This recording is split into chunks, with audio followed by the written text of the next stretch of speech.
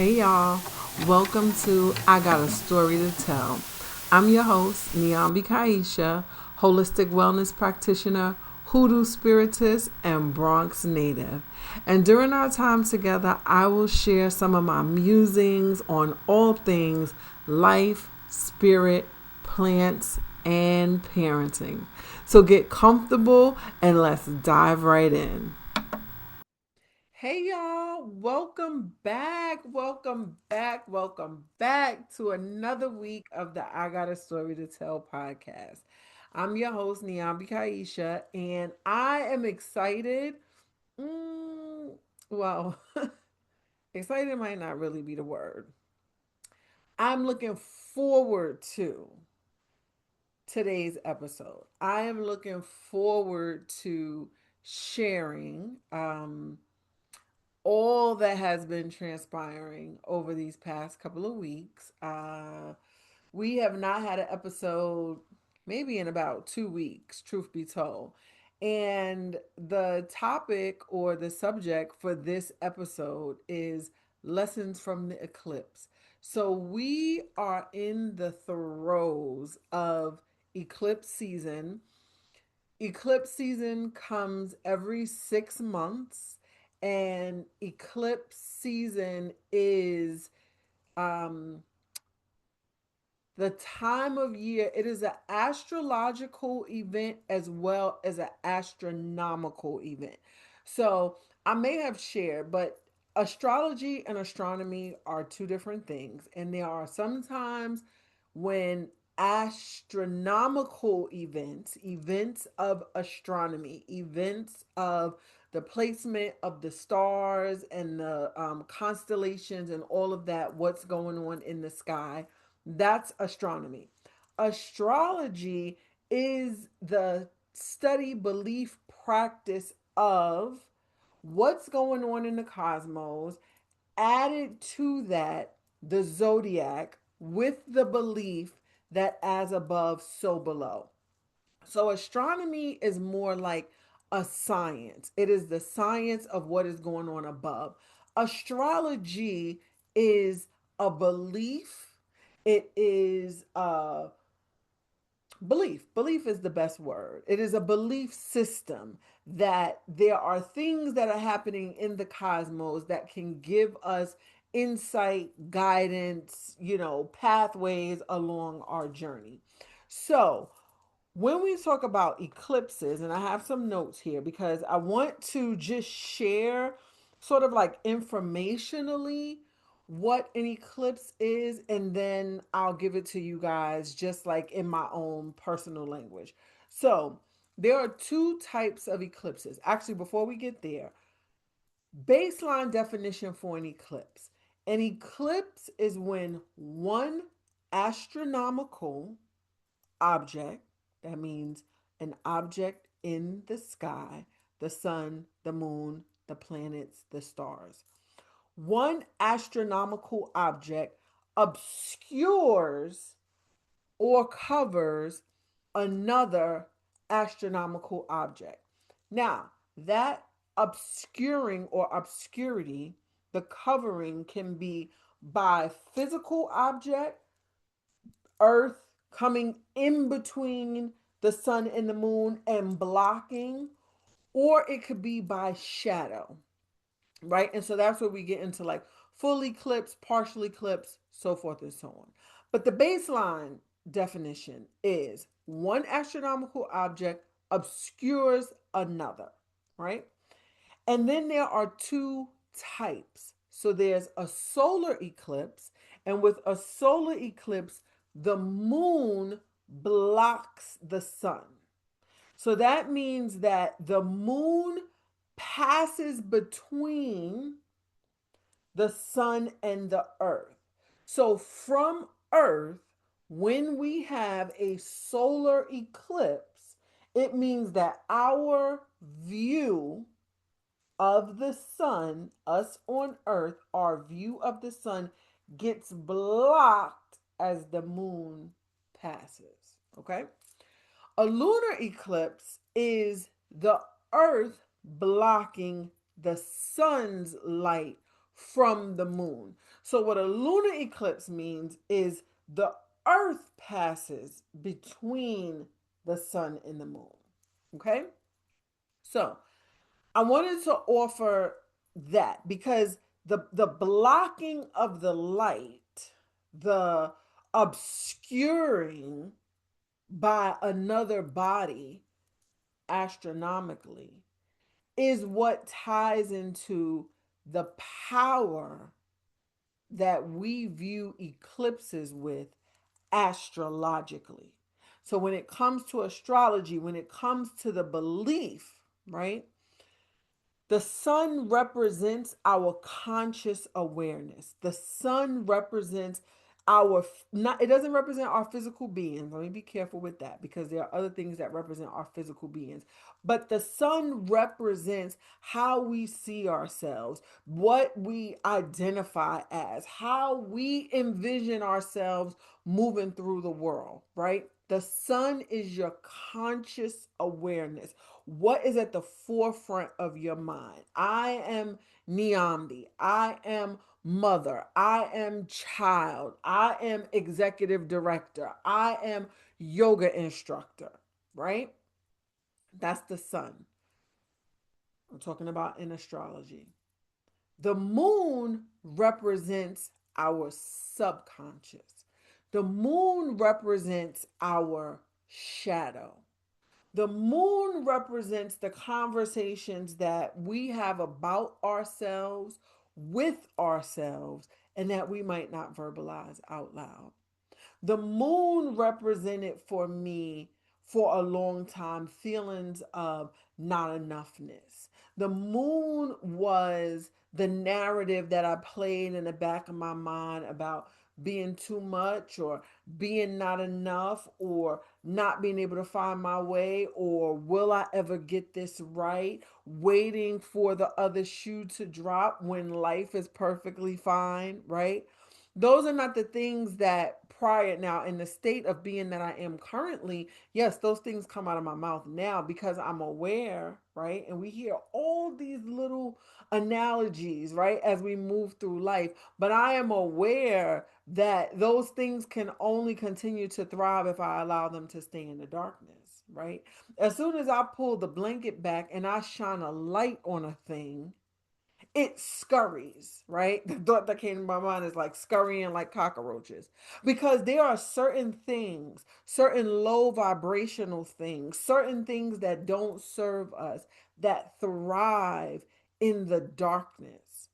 And the reason why they can thrive in the darkness is because in order to keep it dark, we oftentimes keep it between us and ourselves. So constant messages of not being enough can thrive in the darkness. But if you bring that thing to light, you allow somebody else to shine their perspective or share their perspective, right? You allow somebody else to help you navigate through, well, if that's how you feel about yourself, how do we get to the other side? So there is benefit for low vibrational energies to remain in the shadow, to remain in the dark, to remain in the corners and the cracks and the crevices, right? So going back to these eclipses, whether or not it's a lunar eclipse or a solar eclipse makes a difference, right? Because it is the question of with this energy, if the light of the sun is being blocked, then are you being asked to look at, right? If the light of the sun, let me just get this clear. So if the light of the sun, the moon blocks the sun. So that means the light that's emanating about our conscious awareness is being blocked by our shadows, right? And if that is the case, are we being asked to look at the shadows? And vice versa. When the earth moves between the sun and the moon, right? And the earth blocks the sun's light from the moon, right? Because when the sun shines on the moon, it's highlighting our subconscious. So then are there moments when we're being asked to review and release even what we believe in our conscious awareness, right? Because just because I shared that some low vibrational things um, thrive in the shadows. There are some things that we hold on a really high pedestal, right? In the conscious awareness that is more ego, that is not kind, that is not compassionate, that may need to be let go as well. So I just wanted to offer this baseline that eclipses are astronomical events, right? But they hold significance when it comes to astrology. Okay.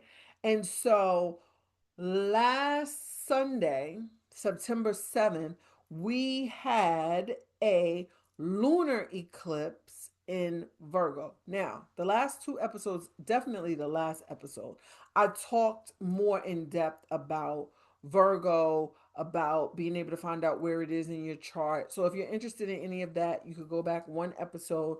I've talked often about the idea of understanding your chart, right? If you are truly someone that feels called to go deep when it comes to astrology, to your chart, I encourage you to download an app and really just begin to explore and play around and read and research. That's what I'm doing. I say all the time, I know what I'm a teacher at and I know what I'm a student at. I am a student of astrology. That's why I have notes here. I am listening and taking notes and processing for myself as well because it is a very layered study. It is not just what pop culture says about horoscopes on social media. It is much more involved if you want it to be, right? If you truly want the truth and the essence of it, and you want to understand how it can help you understand yourself. That's the other part. Like oftentimes people are looking to zodiacs to figure out what does this man or what does this woman, what is their sign, to try to figure out what you're going to do with the other person. Y'all know, I say all the time, it always comes back to you. You need to be studying your own chart. You need to be understanding your own motivations. You need to be understanding your own sun, moon, and rising. You need to be understanding how do you take action versus how do you receive love versus how do you communicate. Take action is Mars, receive love is Venus, communicate is Mercury.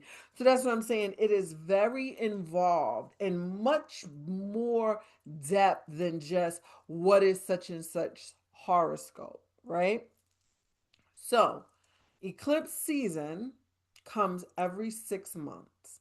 And I'll just touch on this briefly because I don't want to get too bogged down in like, the very learning type language, if you would.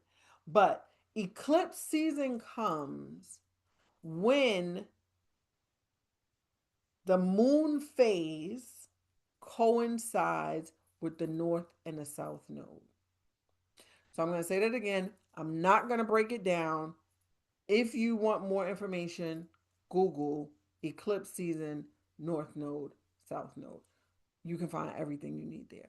But eclipse season comes twice a year, 6 months apart, when the moon phases coincide with the north and the south node.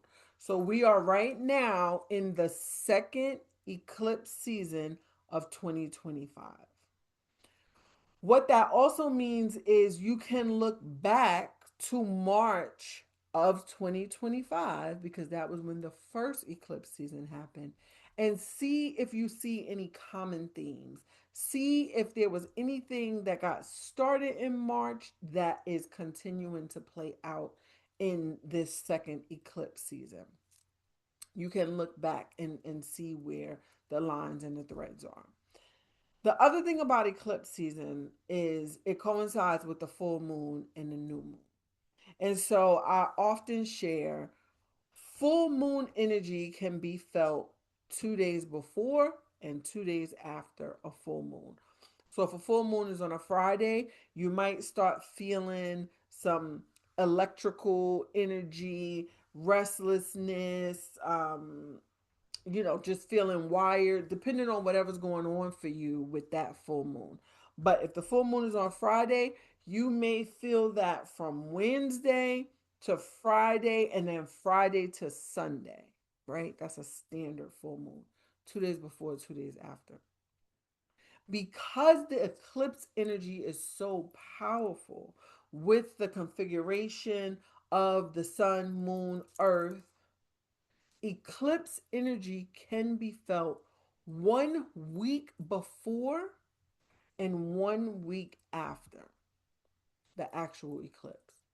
And it just dawned on me today because, like I said, I felt motivated to come on here and talk about lessons from the eclipse. It dawned on me that if you look at a calendar, essentially, there are two eclipses in a 2 week period, right? The lunar cycle, the moon cycle is 1 month. You get a new moon, 2 weeks later, you get a full moon, 2 weeks later, you get a new moon that starts a new lunar cycle. So, if we had a full moon eclipse on September 7th, that could be felt 1 week prior, that meant that energy could have started reverberating around August 31st. That was 1 week prior to the moon, to the full moon eclipse. And then 1 week after, from November 7th till 1 week after, which would have been November 14th. I mean, what am I talking about? November. September 7th, 1 week after that would have been September 14th. But now September 14th is 1 week before the next eclipse because the eclipses come in pairs. So there's an eclipse in a full moon and there's an eclipse with the very next new moon. So now September 14th is 1 week before the new moon, which is going to be on September 21st. And then 1 week after that will be September 28th. So, what am I saying? Eclipse season, eclipse energy, high energy. And that could look like, when I say high, it just means intense. It doesn't necessarily mean having a lot of energy, right? So, it could look like exhaustion, actually. It could look like fatigue. It could look like feeling like I just can't get myself together. It can look like bouncing back and forth between all of these. And it's understanding that this energy will essentially run a course of August 31st till November, till, okay, I'm going to write November down because I done said it. Did I say October last time? All right, I'm going to have to go back and check the recording. But I feel like I said November and I may have said October. And here's the thing that I know, as an intuitive, anytime I'm talking, I am attempting to share information with you, but my guides are always active. So there will be times where if I'm tapped in, tuned in, they'll be like, oh, okay, well, we got to seize this moment and we have to access her while she's tapped in, tuned in. So I will be going back to double check what October and November is talking about. But August 31st through September 28th is where we could feel the impact of this eclipse season. And so, just for my own sharing, I'll share with you guys. I told a girlfriend the other day, I feel like eclipse season dragged my through the mud, threw me on the shore, and spirit was essentially like, now get in the ocean and clean up. We got ish to do, right? That is the dragon that I felt. And it really has been like almost a 2 week period of very intense emotional processing, working through, releasing in a number of areas. Also, it wasn't just a one size fits all and it wasn't just one area. And even today, I felt sort of like a sort of like felt the cloud lift or the weight lift. And I was like, okay, you know what? I'm going to go ahead and record because when I can't, I can't, right? It's important that we learn to honor. Once you are someone that becomes in tune with your emotional patterns, your spiritual needs, your emotional needs, your physical patterns, your physical needs, once you become aware of that, there's no way in the world you can ignore it. If you do ignore it, it is self neglect, it is self abuse, it is an offense, right? To go to a place where you can identify what you need physically, spiritually, mentally, emotionally, and then not provide that. If you'll do that to yourself, you'll do it to anybody else, right? So, there are periods in our lives where we may not be in tune enough to know what we need. And those are the times when we run ourselves into the ground. And those are the times when we don't honor what we need. And, it's just like the saying, when you know better, you do better, right? But once you know, to try and revert back to not honoring, not offering, not listening to what it is that your body, your mind, body, and spirit is trying to communicate to you, I don't know how anybody does it, but I know for me, I have shared multiple times that my awarenesses, my spiritual gifts, the elevation of my consciousness is definitely like a no backsies type of situation. No matter how much I want to get out here and get after it, right? Because if you know me, I need the accomplishment. I need to be on to the next thing. I need to check the box. I'm a bullet point kind of person. Like I'm a all of the things. But I'm so in tune now that when my body gets loud, when my mind gets loud, when my emotions get loud, I don't fight them anymore. I don't try to push through. I take what I need because I know that the outcome or the result of a push through is going to be subpar anyway. So if me and everybody else got to wait a few days, right? If y'all that's hearing my voice got to wait an extra week or two, in due time, if you ride with me long enough, you'll realize, like, man, I might want Niambi to record every week, but I'm telling you, when she does, the lessons, the sharing, the awarenesses are so valuable and on point that they carry me until the next time she shares. Anything I share, I assure you that getting full throttle from me is worth the wait. That getting anything from me that's a push through. Now, I mean, even my subpar, even my subpar is, a few notches up because that's just the tourist in me. And, I'm going to do it like this. But I'm just saying that my full throttle, once I've taken what I needed, right? I watched a clip today of, um, I believe his name is Michael Beckwith, and he was talking about an experience that he had. It was, I guess, maybe like an out of body experience, but he just talked about how he had to honor the time that it took to integrate, right? And that word integration that came into my awareness, um maybe in 2022, I believe it was 2020, not 2023, 22, 23, 24.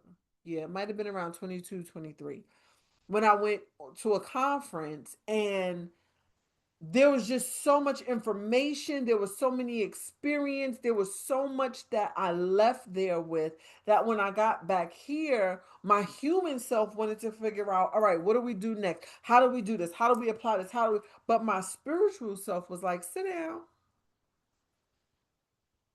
sit down, light a candle, meditate, let this experience integrate, reverberate, so that when you bring forth whatever it is that you were supposed to bring forth from this experience, it will be incorporated. Like when you mix food, a pie, I'm making meatloaf tonight actually. And I had the meat, I had the egg, I had the seasoning, I had the breadcrumbs, right? But if I would have just took all of that and dumped it in the pan and threw it in the oven, it wouldn't have been nothing but a mishmash of meat, egg, seasoning, and breadcrumbs. So I had to take a moment and use my hands to massage it and integrate and pay attention and scrape the breadcrumbs off the side and roll it all around. That's what we have to do when we have downloads. That's what we have to do when we have experiences that are calling us to elevate our consciousness. And that's what eclipse season does. So the energy is so fast moving. Shit can get wild real quick, real wild, real quick. And I have seen it in this eclipse season. It has probably been the example of the most craziest, real wild, real quick that I've seen in years. Okay? That's what eclipse season does. Eclipse season takes the meat, the egg, the breadcrumbs, the seasoning, and throws all that shit in a bowl. But meditation and yoga and grounding and being out in the sunlight and hydrating and crying and journaling, that is the massaging. That is the integration. That is creating the meatloaf or the hamburger patties. That is what is required when we have these intense moments. Because sometimes when energy doesn't move fast and it's not intense, we can continue to stay slow paced because it's our comfort zone, because we are humans, because we chose to incarnate in this physical experience, right? But there are times when spirit is aware that what's coming, let's say in 2026, 2027, I need you to actually start letting some of this current shit go. And I've tried and tried and tried to give you chance after chance after chance to let it go. And maybe you resisted it, or maybe you just really didn't see it or hear it or get it. And so then I have to offer up what's considered a tower moment. In tarot, in a standard tarot deck, there's a card called the Tower card. And some people associate tower with destruction. I don't. I just associate tarot with in an instant. Because sometimes this shit has to come down in an instant. We don't have time to take it down brick by brick and try to be careful and try to, salvage whatever we can. Sometimes the whole goddamn thing gotta crash down. Nothing can be salvaged so that we can be prepared to walk away. Not even be prepared to walk away, have no choice but to walk away. So I had an eclipse season experience over these past 2 weeks. And it was around a very emotional, highly charged, tense situation for me. that when I reflect on now, I have been asking the question, what do I need to know? What should I be doing? What am I missing? And my heart, my emotions, my humanness couldn't hear the answers that were being given to me. Because I can reflect now on the answers that I received. And the answers that I received was release it, surrender. But that just felt too much like, huh? Is that giving up? What kind of person would? Right? I took myself out of all of it. So finally, this eclipse season, Spirit said, okay, you won't surrender? Okay. I'm going to give it to you raw, real, uncut, in your face, tower moment, in an instant. 8 days. In 8 days, from a Friday to a Friday, I navigated through every single emotion possible in regard to this situation. I navigated through every thought. What would I do? What should I do? How could I do it? With more information coming every day. 8 days.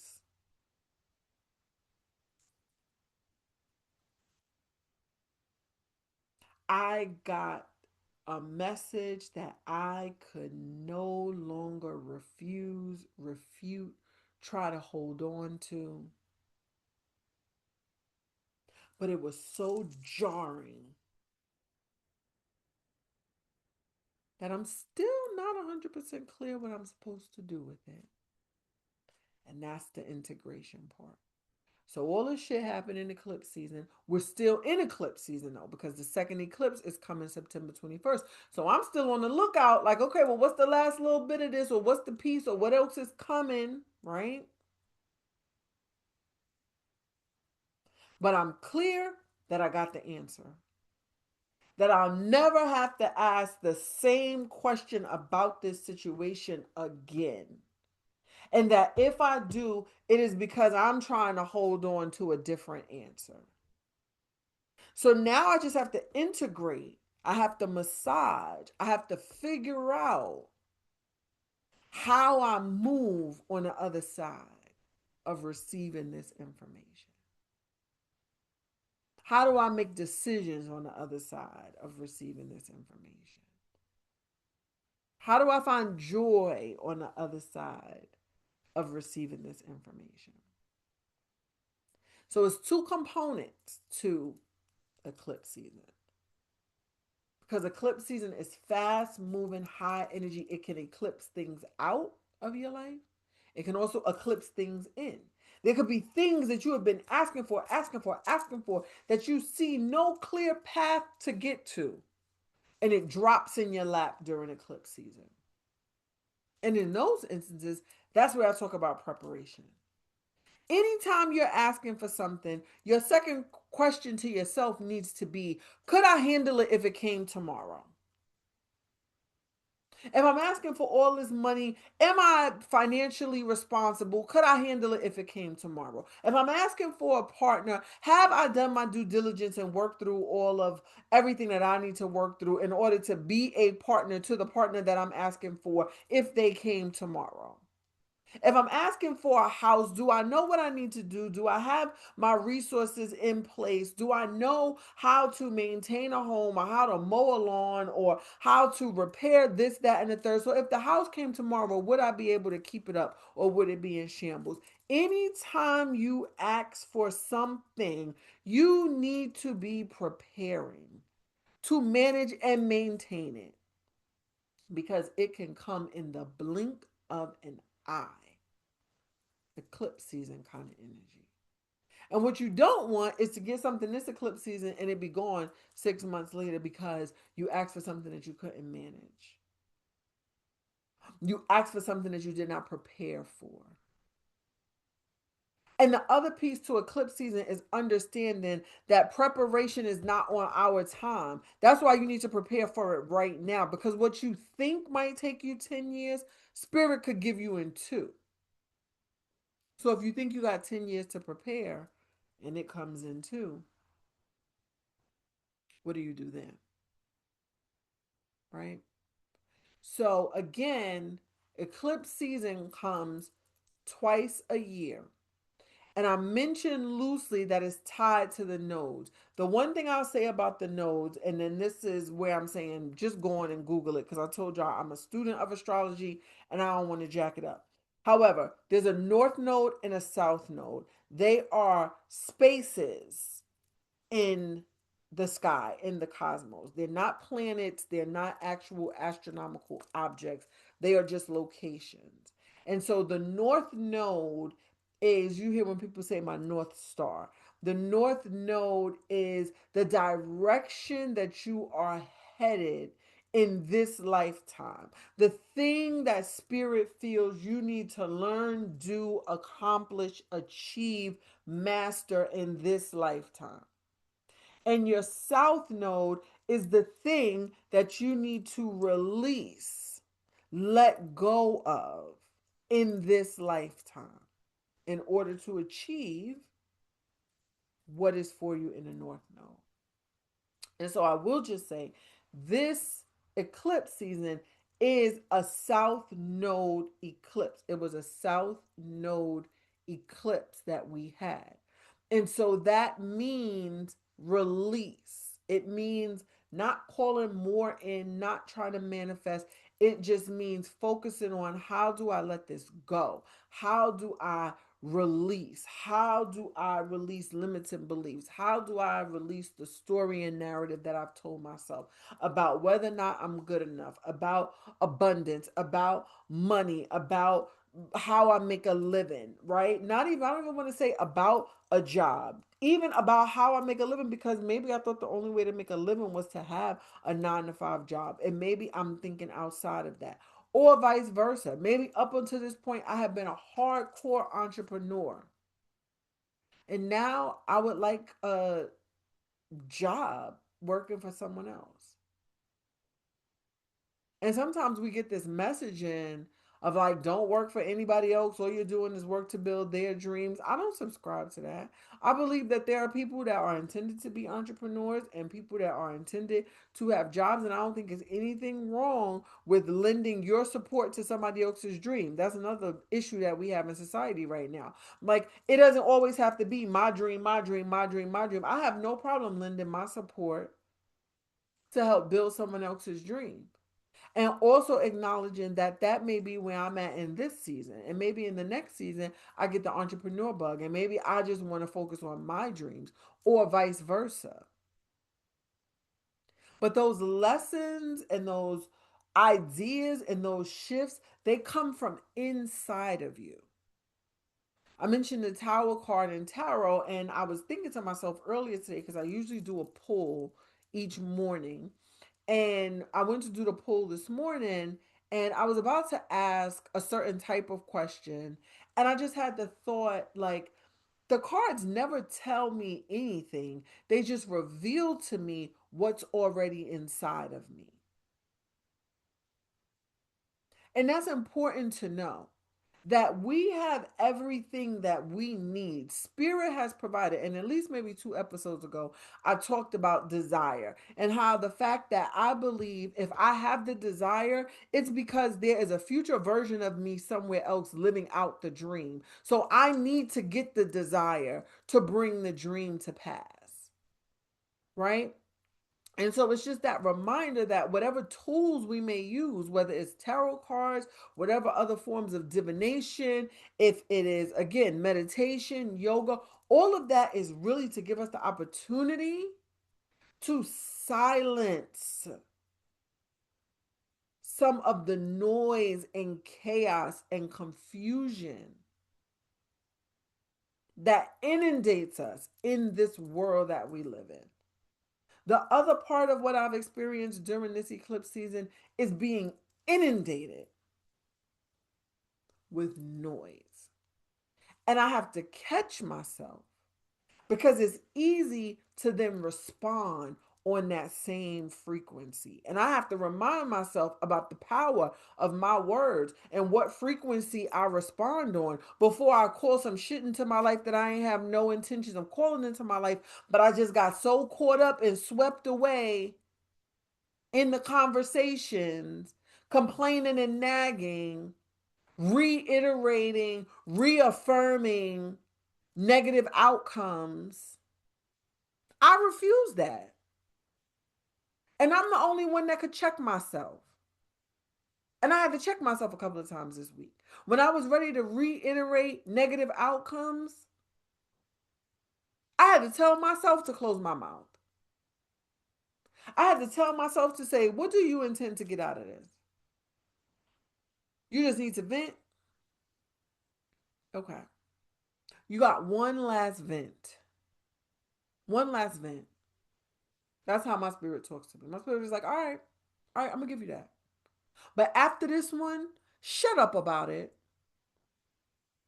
and begin to see the resolution and resolve and the outcome that you desire. Put your energy and effort there and start using your manifestation powers. Start using, yes, this eclipse energy dragged me. It absolutely did.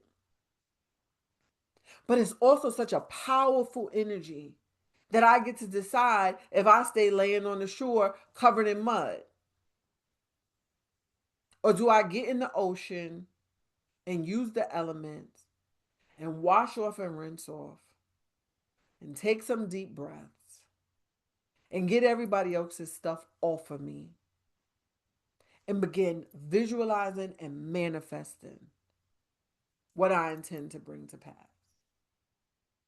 Eclipse energy is extremely powerful, as are we. Each of us is extremely powerful. We are extremely powerful. And it is the reclaiming and recapturing of that power that can move mountains.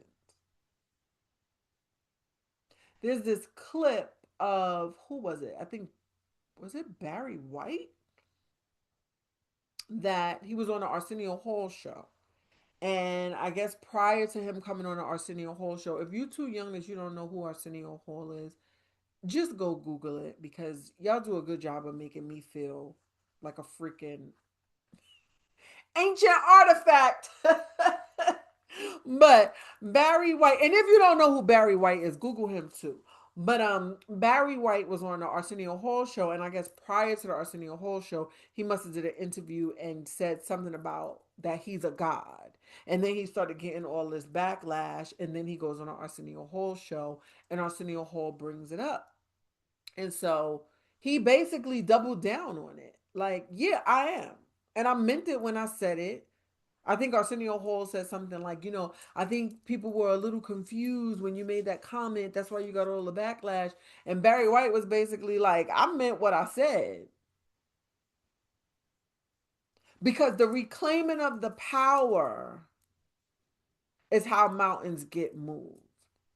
The shifting of the mindset, tapping in and truly paying attention to how often we lean to the negative instead of the positive, tapping in and truly acknowledging how often we focus on what was in the present, because the present is the past as soon as it happens, but we focus on what was in the present, claiming that it's real, it's true, instead of realizing that we get to create the very next moment.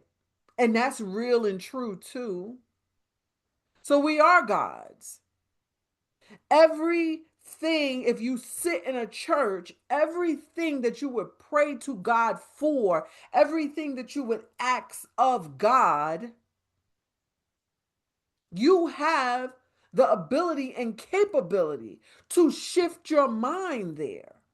You have the ability and capability to bring it to pass if you could truly believe it and understand it.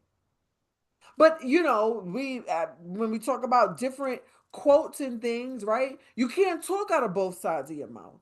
You can't say you believe it, believe in the miracles, believe in the ability to bring it to pass, and then only harp on what didn't work, who didn't do, how terrible it went, how terrible it got. Both can't exist. Both cannot exist. And so you got to choose which one is going to get more of your energy. Which one is going to get more of your attention? Which one are you going to go to sleep with on your mind so that you meditate on it in your dream state? Which one are you going to write and script out and write messages of appreciation to yourself and celebrate yourself and look toward the future and write letters to your future self? Write letters from your future self back to your current self, encouraging you. I have letters from 50 and 55-year-old Niambi telling me what she's doing so that I can hold on to that when this physical experience starts to become a little bit too much. So you have to find something to anchor yourself in. But yeah, with a little bit of focus and attention, our mind's eye can move mountains. With a little bit of focus and attention, our mind's eye can move mountains. And like I've shared in previous episodes, utilizing the energy of what's going on in the cosmos to support you only makes sense. So, learning what sign an eclipse is in, learning what a north node is and what a south node is, and what's going on above, and as above, so below, and realizing, and then you just start having these aha moments like, Dad, yeah, that's what that was. Oh, yeah, this eclipse was in Pisces, all about relationships, personal, private, intimate, all of it. And so I can sit and look right now at all that unfolded, all that transpired. It was all about relationships and how I show up in them. Do I stand on what I know? Do I honor what I need? Do I run myself ragged for them? Do I show myself appreciation? Do I extend myself the same grace that I give others? Yeah, this eclipse season dragged me. But it's because I needed some stuff to be sorted out and shaked out so that I could show up for Niambi differently and better and with truth and honesty and integrity and healthy boundaries and caring for myself and the same compassion for myself that I give to others. Yeah, I had to get dragged because Spirit was essentially like, what are you doing? You can't be out here giving, giving, giving, giving, giving, and then talking trash about yourself or running yourself into the ground. Won't take time to do things that bring you joy. Yeah. So I hope that something that I shared today helps bring together. Like I always say, my goal is how do you bring these spiritual, esoteric concepts, thoughts down into this physical experience because it's very simple. It is not complicated, it is not complex. See yourself well, see everyone around you well. Care for yourself, care for those around you. Make your decisions based on who you are as an individual. Move in your integrity. Don't do no dumb matching energy nonsense. Because if your energy is up here and somebody else's is down here, you simple for coming down. I'm just going to say it. I won't say it a lot. I don't try to be super harsh, but nah, I'm not even capable. I'm not capable of coming down. I work too hard. I work too hard to elevate my vibration. That I'm not willing to run the risk. Right? So just know we get to choose, we get to be deliberate co creators of our life experience. We are not victims, we are not passengers. We need to move in the authority that is ours and bring to pass the experience that you desire to have. It's possible. Okay? So, I hope this all made sense. Like I said, we are headed toward another eclipse. This will be, let's see, this will be a solar eclipse on September 21st. And then just remember that the energy of that eclipse can be felt a week before and a week after. So you may still be moving through a little bit of the September. I said November again. Y'all know what? I'm gonna come back and tell y'all what's going on in November because I know I said it 3 times. Um, but you may still feel some energy reverberating from the September 7th eclipse before you even get good and clear into the September 21st. Just be patient with yourself. Find your things. Make, whether it's tea, a hot bath, maybe it's something more intense, right? For everybody, the release doesn't look like relaxing. It might look like kickboxing or going to martial arts or going for a run or going skydiving or going rock climbing, right? Whatever though works for you in this season of this intense energy with the eclipses is important to have what you need, have your tools and utilize them. Okay? Utilize them. Take notes, write down what you're feeling, what you're experiencing, and remember to allow yourself to integrate what you receive during eclipse season. You may not be able to put it into action tomorrow. You may need to just let it settle and simmer in. All right. So, y'all have a good one. I hope this was helpful. I will be back hopefully next week, but that's around the time that the eclipse is coming. So, just remember if y'all don't get me weekly, when you get me, it's worth the wait. All right. Take care.